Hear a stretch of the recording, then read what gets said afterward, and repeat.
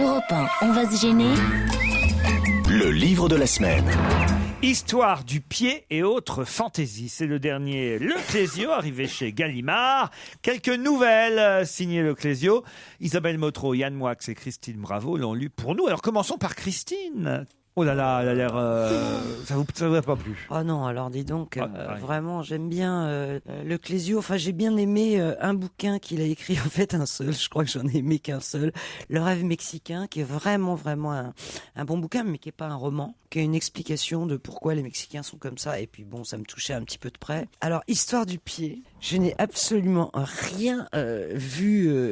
Alors, je me suis dit, mais qu'est-ce que ça veut dire, Histoire du pied? Et en lisant, j'ai pas compris qu'il y avait une histoire de pied. Enfin, tout ce que j'ai lu sur le pied m'a débecté, carrément. Ce qui m'en reste de cette nouvelle, c'est un mec qui suce le gros orteil de la fille et elle lui demande quel goût ça a et il répond c'est un goût de lait. Enfin, ça m'a débecté. Il y a 10 nouvelles par Monsieur Trompe. Mais alors après, ouais, voilà. Et après, j'ai lu... Il y a peut-être des nouvelles qui sont meilleures que d'autres. Mais non, et ben malheureusement, je les ai toutes trouvées nazes. Et en plus, je vous dis au hasard, j'ai pris une page au hasard. Généralement, qui vivait mystérieusement, interminablement, il l'avait embrassé furtivement dans la dans vous la même faites le coup page. des adverbes. Ouais.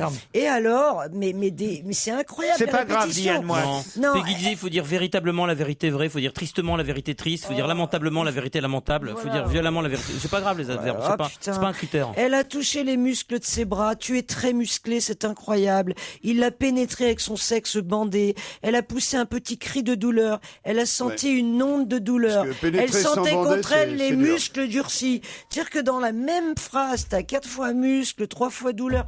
Je peux même rien vous dire. Il y a pas une femme à laquelle je me suis attachée. Isabelle, alors.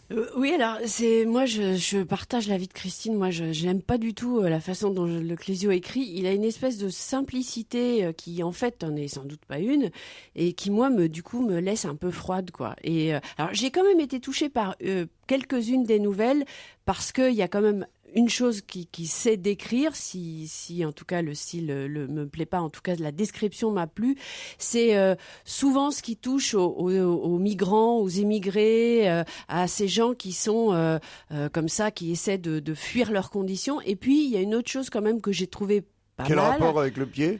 Alors justement, ça j'ai pas compris non plus l'histoire du pied. Là, la première histoire, c'est une fille qui s'appelle Eugene et dont on suit une tranche de la vie comme ça. J'ai pas bien compris pourquoi il appelait ça comme ça. Enfin bon, mais sinon il y a quand même des portraits de femmes qui sont assez touchants et donc voilà. Moi c'est pour ça que je suis allée jusqu'au bout.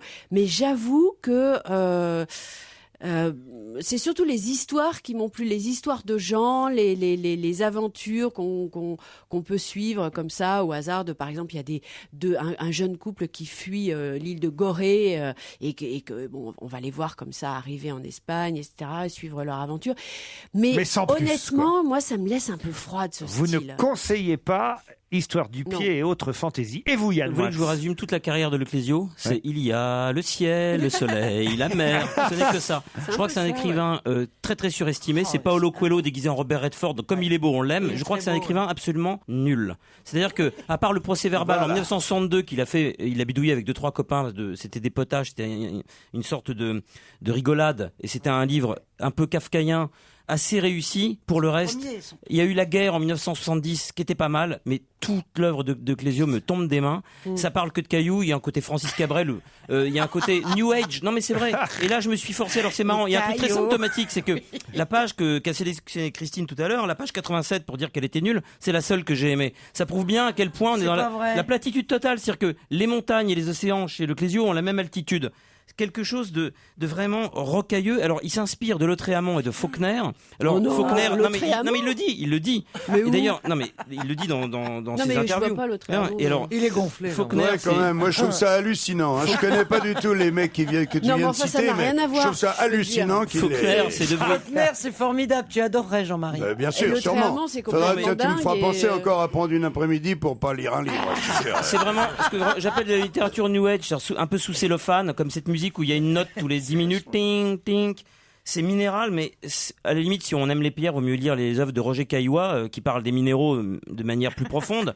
Non, mais c'est vrai. Et c'est vrai qu'il a une beauté minérale, le Clésio, mais il se réclame de Faulkner, qui a écrit De bruit de fureur. Et je trouve que l'œuvre de Clésio, c'est beaucoup de bruit, avec pas du tout de fureur dedans. Rien du tout. Et donc, moi, le Clésio, Le on bruit voit, et la on voit les fureur, nanas non. qui lisent dans le métro. C'est Paolo Coelho. C'est simplement Paolo Coelho. C'est l'équivalent français de Paolo Coelho. Et ça m'étonne pas qu'on ait donné le prix Nobel à le Clésio, puisque le prix Nobel aujourd'hui est devenu un prix la merde. complètement politiquement correct. Il suffit d'avoir un cancer de l'œsophage et vivre sur une île déserte et avoir écrit 3 poèmes sur la maladie pour avoir le prix Nobel de littérature aujourd'hui, qui est une sorte de prix Nobel de la paix soft. Et le dernier en date qui a eu un grand prix Nobel, c'était Günter Grass, à qui on veut l'enlever parce qu'il était dans les jeunesses hitlériennes, alors qu'il n'avait pas le choix, à l'âge de 14 ans. Non, vraiment, le Clésio, si on veut reconnaître, on veut aimer un écrivain en haut, à la limite, allons vers Modiano, puisque c'est les deux seuls en France entre lesquels on nous fait croire qu'on a le choix.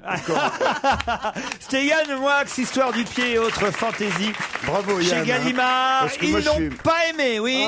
Non, je disais bravo à Yann, parce qu'il a quand même réussi à citer une bonne quinzaine d'écrivains que je ne connais pas du tout. Non, quand même, Modiano aussi, quand même. Mais non, je vous jure que non. On va vous acheter une Non, non, bibliothèque. moi j'ai lu Le Grand Maulne, moi, parce que c'était obligatoire à l'école, et c'est tout. Ah bah, Jean-Marie, j'ai ouais. une question. Si ici on décide de te faire lire un livre de temps en temps, est-ce que tu joueras le jeu? D'accord. Non mais on te prend pas pour un con. C'est D'accord, juste non, mais essayer j'essaierai, de te donner d'accord. envie de lire au moins. Non mais parce que je sais que tu lis C'est jamais. intéressant de savoir. Parce qu'il ce qui consacre pourrait ses te plaire, vendredis à quand ne même. pas lire le livre dont on Ah non, parle. parce Mais on lui a pas demandé s'il savait lire, vous êtes Non mais un jour il m'a dit qu'il n'aimait pas lire du tout. Très drôle.